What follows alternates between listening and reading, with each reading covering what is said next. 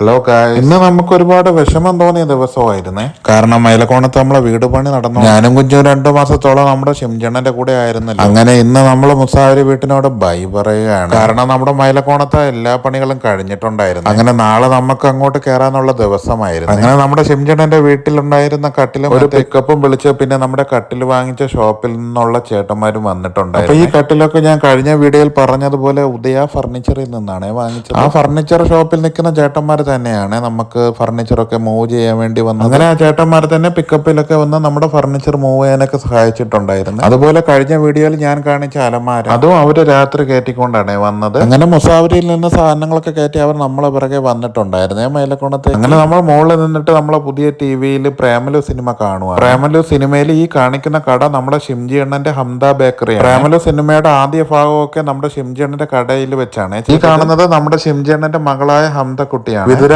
ചായം, ശാസ്താംകാവ്, ചെറ്റച്ചൽ എന്നിവിടങ്ങളിലാണ് ഇത് ഷൂട്ട് ചെയ്തത്. ഷിംജണ്ണന്റെ മകനായ ആദിലും ഉണ്ടായിരുന്നേ ഇതിൽ. നസ്ലിന്റെ അടുത്ത് ഫോൺ നോക്കിക്കൊണ്ടിരിക്കുന്ന നമ്മുടെ ആദിലാണ്. ശരിക്കും നമ്മുടെ ആദിലിന്റെ ഇഷ്ടപ്പെട്ട പണി തന്നെയാണ് ഡയറക്ടറും കൊടുത്തിട്ടുള്ളത്.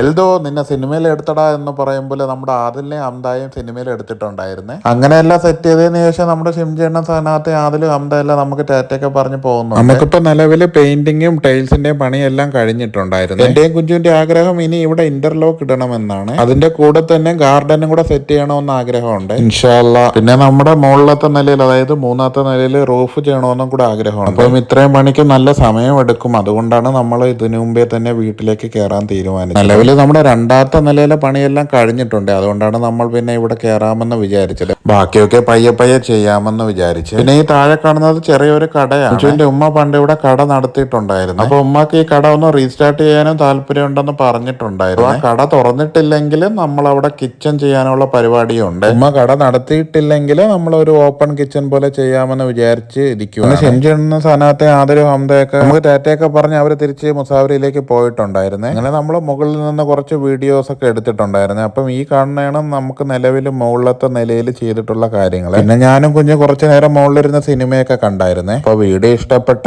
സബ് അടിക്കാൻ മറക്കല്ലേ.